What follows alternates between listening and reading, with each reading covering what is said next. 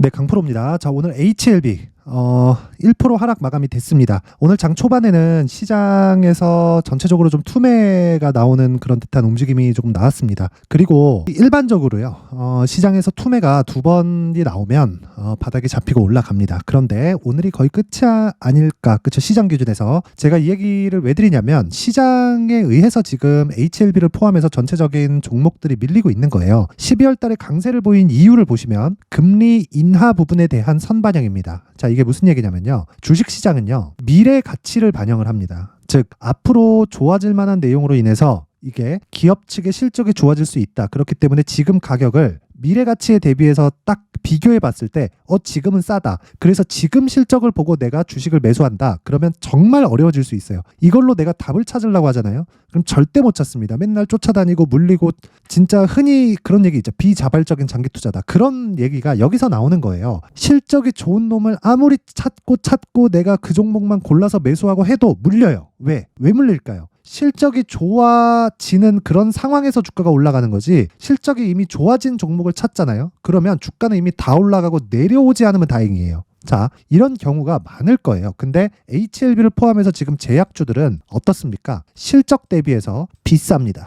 그쵸? HLB 지금 시가총액이 5조 6천억입니다. 그쵸? 어때요? 지금 실적 보세요. 적자 매년 적자예요. 그쵸? 근데 시가총액이 얼마? 5조 6천억. 고가에 따지면 얼마입니까? 6조 8천억. 그쵸? 7조에 달하는 시가총액을 가지고 있는데 HLB의 실적은 적자예요. 그러면 PER 계산이 안 되죠. 그쵸? 마이너스이기 때문에. 자, 주식은 이렇게 움직입니다. 무슨 얘기냐면요, 미래 가치를 반영해서 주가가 올라간다는 거예요. 그쵸? 자, 이런 구조에 대해서 이해를 해야 돼요. 그래서 이런 구조에 대해서 이해를 했을 때 여기 소통방에서 진행하고 있는 신고가 매매처럼 단기간의 수익도 가능하고요. 제가 이야기하는 단기는 2주 내에 어떤 움직임을 보일 수 있을지, 그쵸? 그 내용에 대해서 이야기를 드리는 겁니다. 자, 그 부분에 대해서 확인을 해보면, 자, 보세요. 1월 16일, 그쵸? 오늘도 수익 실현에 성공을 했습니다. 소통방에서는. 자, 다시 말씀드릴게요. 왜 이런 단기간의 움직임을 제가 지속적으로 쫓고 추격하고 추적하는 이유가, 다시 말씀드리지만 주식시장의 구조 자체는요, 미래 가치를 반영하기 때문이고, 미래 가치를 반영하는 과정에서 지금 주가가 미래 가치에 비해서 더 싼 거예요. 지금 주가는 실적 대비하면 더 비싸야 돼요. 비싼 주식이 더 갑니다.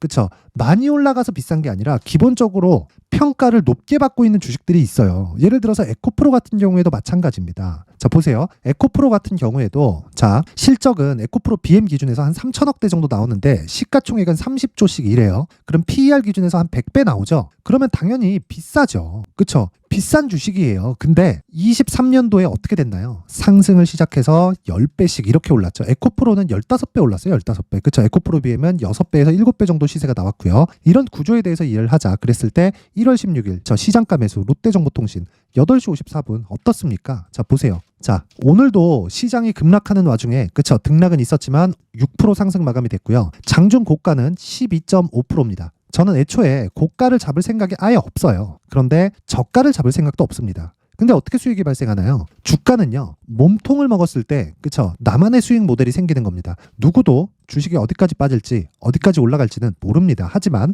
추세를 유지하는 과정에서는 계속해서 성장하는 기업 기준이에요. 성장하는 기업들은, 즉 지금 성장하는 게 아니라 앞으로 성장할 수 있는 기업, 그쵸? 이걸 기준해서는 주가가 계속해서 고가를 높여가고 저가를 높여갑니다. 이런 구조에 대해서 이해를 했을 때, 그쵸? 이런 매매를 할 수 있다. 오늘 하루에 수익이 몇 프로인가요? 그쵸? 한 5% 정도 된다. 근데 제가 이미 신고가를 1월 10일 날, 그쵸? 요날입니다. 요날 달성을 했는데 요날부터 제가 공략을 했을까요? 아니에요. 요날 원래는 해야 되는데 이날 제가 다른 신고가 종목을 한다고 못했고, 요날, 그쵸? 1월 12일 날 제가 공략을 시작을 한 날입니다. 39,500원. 왜? 시가에, 신고가 종목은 그냥 시가에 그냥 때려 사는 겁니다. 그쵸? 오늘 같은 경우에도 동일하게 나갔죠. 자, 그래서 1월 12일 날 움직임을 한번 보면요. 자, 보세요. 1월 12일 롯데정보통신 8시 49분 어때요? 시가에 때려 사라. 그 가격이 39,500원. 지금 얼마예요? 43,650원. 한 10% 정도의 수익 구간. 이틀 걸렸죠. 그쵸? 긴 말 드리지 않겠습니다. 신고가에 대해서 이해를 해야지만, 그쵸? 이런 매매를 할 수 있고, 모든 종목이 막 하루에 막 10%씩 상한가 가고 막 이런 난리를 치는 건 아니에요. 하지만 주도주가 되는 모든 종목들은 무조건 신고가를 거쳐서 진행됩니다. 자, 그래서 제가, 그쵸? 신고가에 대해서 내가 잘 이해를 하지 못하겠다 하시는 분들은요, 이번에 제가 1월 달에, 그쵸? 이벤트를 합니다. 그 이벤트에 참가를 하세요. 무료로 무료로 진행을 합니다. 근데 저는 여기 소통방을 무료로 진행하는 이유가 채널 성장이 목적입니다. 그래서 구독과 좋아요 꼭 좀 부탁드리고요. 상단에 있는 전화번호로 참여라고 문자를 보내주시면 제가 소통방 입장 링크를 순차적으로 그 번호로요 제가 공유를 해드리도록 하겠습니다. 자, 그리고 신년 이벤트 하나 더 나가겠습니다. 자, 제가 지금까지 이야기를 드린 HLB를 포함해서 여러 가지 종목들을 이야기를 했는데 모두 다 신고가에 대해서 이야기를 드렸습니다. 자, 그렇기 때문에 연초 이벤트로 제가 이런 종목들, 롯데정보통신, 흥하해운 1월 12일 날 상한가 같습니다. 이런 종목들을 지속적으로 내가 잡아갈 수 있는 신고가 검색기, 그리고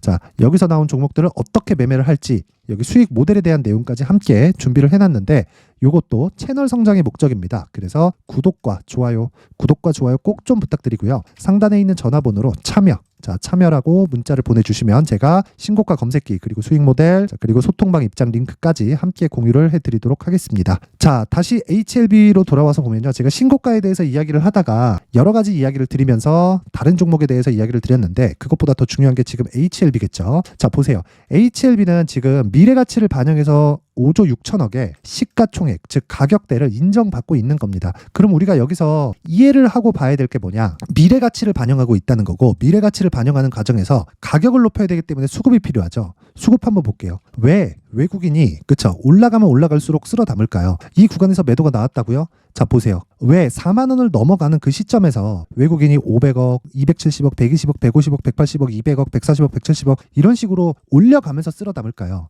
3만 원대에서 5만 원대까지 그냥 거의 한 50% 60% 정도의 물량을 그냥 쓸어 담았어요. 왜 이런 상황을 만들까요? 자, 간단하게 이해를 하시면 됩니다. 이 구간에서 매집을 못해요. 주식은 올려가면서 매집을 해야 돼요. 이건 어쩔 수가 없습니다. 자, 여기 거래를 보면 HLB의 규모가 크기 때문에 400억씩 500억씩 이런 식으로 거래가 지속적으로 터지잖아요. 근데 예전과는 다르게 세력들이 어디에서 명동에서 들어왔다 이런 세력들이 아니에요. 모두 다 펀드 자금들입니다. 그렇다 보니까 이렇게 들어가서 내가 어느 정도의 로스컷을 할 수 있는 그런 구간을 내가 마련은 해놔야 됩니다. 그쵸? 근데 어떻게 밀릴지, 시장이 빠질지, 어떤 상황이 올지 알아요? 몰라요. 그쵸? 개별 종목에 대한 부분은 시장에 대한 부분을 토대로 내가 올라가는 상황을 만들어 놓고 이 구간에서 매집을 지속적으로 하는 건데, 이런 상황에서 이렇게 하락할 때 이평선을 기준해서 제가 간단하게 소개를 시켜드릴게요. 이해를 시켜드리면, 자, 22평까지는 이격도가 발생했을 때 조정받는 일반적인 상황입니다. 근데 22평을 반등 없이 이탈을 한다는 건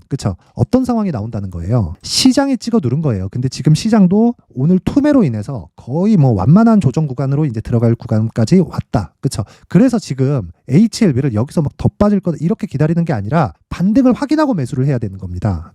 반등을 확인하고 매수했을 때 내가 최저점은 잡지 못해도 반등하는 가격대에서 내가 정확하게 반등 시점을 공략할 수 있다면 지금 말씀드리는 나만의 수익 모델이 완성이 되는 겁니다. 자, 길게 이야기 드리지 않겠습니다. 어떤 종목이든 주도주가 되는 종목은요, 무조건 신고가를 거쳐갑니다. 그렇기 때문에 내가 하는, 아까 전에 제가 소통방에서 이야기 드렸죠.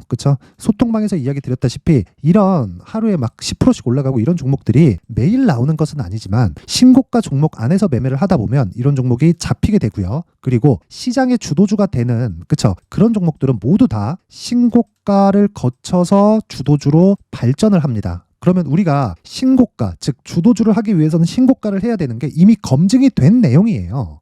이미 공식으로도 잡혀 있는 겁니다. 근데 이런 구간에 실적을 대입하고 이렇게 하잖아요. 그래서 매매하기가 어려운 겁니다. 그리고 올라가면 올라갈수록 급등락하는 폭도 커지고, 그리고 시세가 빨라지기 때문에 매매하기가 상당히 어려워요. 그래서 기본적인 가격에 대해서 내가 이해를 하고 있자. 그리고 그 가격을 토대로 내가 보유 전략을 꾸준하게 만들어 가자. 그 보유 전략은 2주 안에 내가 수익으로 전환시킬 수 있는, 최소한 손해를 보지 않을 수 있는 가격대를 잡자. 요게 핵심 사항입니다. HLB 계속 떨어질 거야. 난 떨어지는 과정에서 4만 원에 매수해야지, 3만 5천 원에 매수해야지 이러잖아요. 떨어지지 않을 뿐더러 떨어질 수 있는 가능성도 굉장히 희박하지만 혹시라도 거기까지 떨어지잖아요. 그러면 시세 끝납니다. 끝나요. 그래서 거기서 내가 떨어졌을 때 사야지 하면 그냥 물려서 그냥 이 비자발적인 장기 투자 구간으로 가는 거예요. 그래서 올라가는 과정에서 사고 내려오는 과정에서 매도했을 때 수익이 발생해야 된다.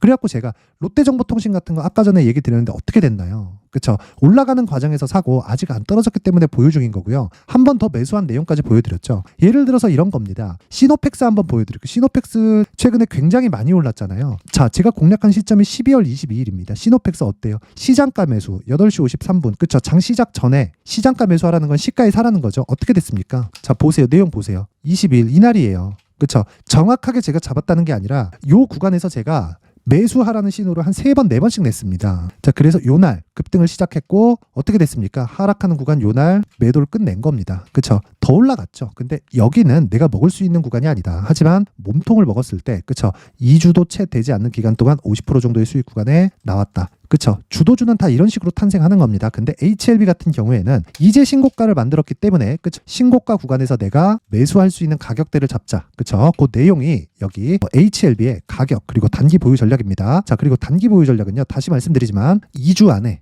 최소한 내가 손해보지 않을 수 있는 가격대다. 그쵸? 그러려면 가격대를 디테일하게 잡아야겠죠. 그쵸? 그래서 분량이 여기 20페이지에 달할 정도로 많습니다. 그쵸? 자, 요것도 제가 길게 말씀드리지 않을게요. 채널 성장이 목적입니다. 그래서 구독과 좋아요 꼭 좀 부탁드리고요. 상단에 있는 전화번호로 숫자 3이라고 문자를 보내주시면 제가 신고가 종목인 HLB의 가격 그리고 단기 보유 전략을 공유해 드리도록 하겠습니다. 자, 항상 긴 영상 봐주셔서 감사드립니다. 정말. 그런데 신고가에 대해서 반드시 이해를 하세요. 그쵸? 자, 그래서 제가 12월 달부터 진행하고 있는 신고가 종목이 있습니다. 자, 그래서 그 종목을 어떤 식으로 진행해서 그 주도주까지 올라갈 수 있는지, 그리고 어떤 가격에, 그리고 이슈에 대한 부분을 어떻게 파악하고 있는지, 그 내용에 대해서 제가 상세하게 준비를 해놨으니까 지금 제약주가 움직이는, 그쵸? 제약주가 움직이는 그 내용처럼 반드시 신고가 종목에 대한 내용도 반드시 이해를 하셔서 진짜 모든 분들이 성공 투자하셨으면 좋겠습니다. 네, 올 한 해를 뒤돌아보니까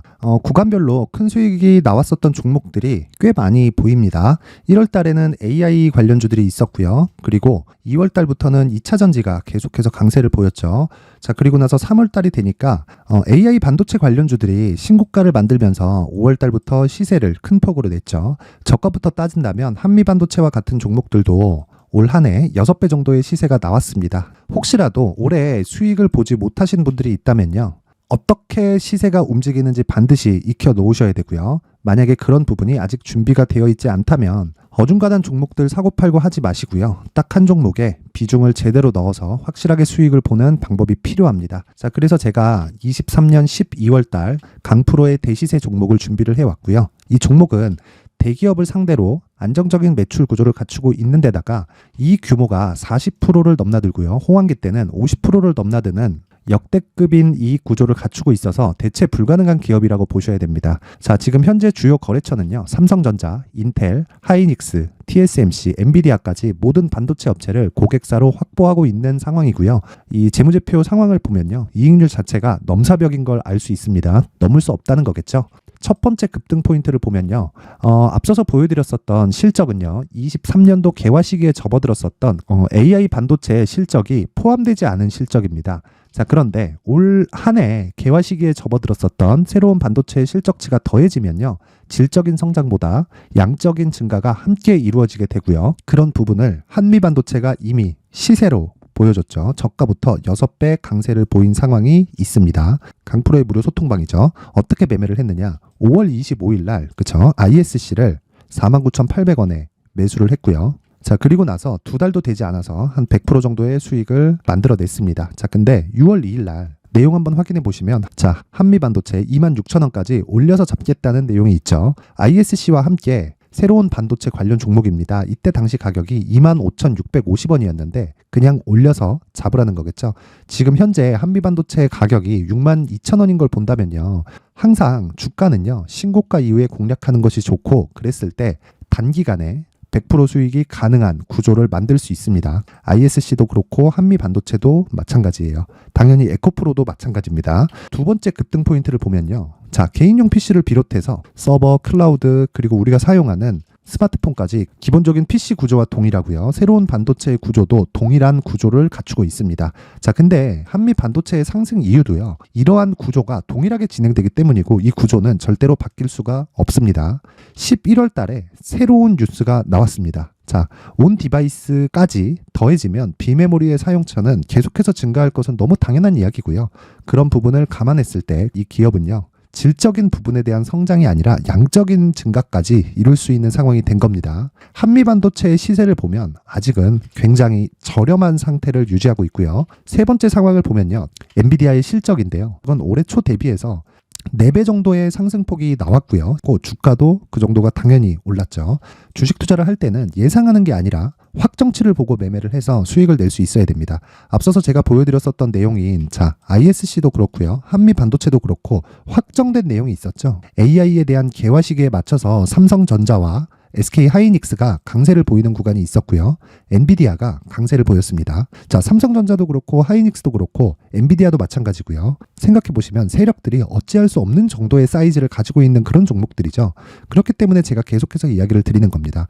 확인하는 데는 확정치가 필요하다고요. 엔비디아 실적만큼 확실한 재료가 있을까요? 엔비디아의 실적의 증가세는요. 앞으로 다가올 AI 반도체의 수요 증가가 있을 수밖에 없다는 거고, 그리고 그에 맞춰서 단가는 폭증하고 있는 상황인 게 엔비디아의 실적을 보면 알 수 있고요. 그리고 삼성전자와 SK 하이닉스로 연결이 되고요. 그래서 한미반도체가 올라온 그런 상황입니다. 한미반도체만큼 추가적으로 상승할 수 있는 종목이 있다는 게 하이닉스를 포함해서 삼성전자의 시세 그리고 엔비디아의 실적을 보면 알 수 있고요. 그래서 준비한 4분기 대시세 종목, 내년 초까지 강세를 보일 수 있는 종목을 준비를 해왔습니다. 어렵게 생각하지 마시고요. 기본적으로 신고가 구간에 있는 종목이기 때문에 하락에 대한 저항성은 충분히 갖춰져 있는 종목이고 이미 시세가 시작이 됐습니다.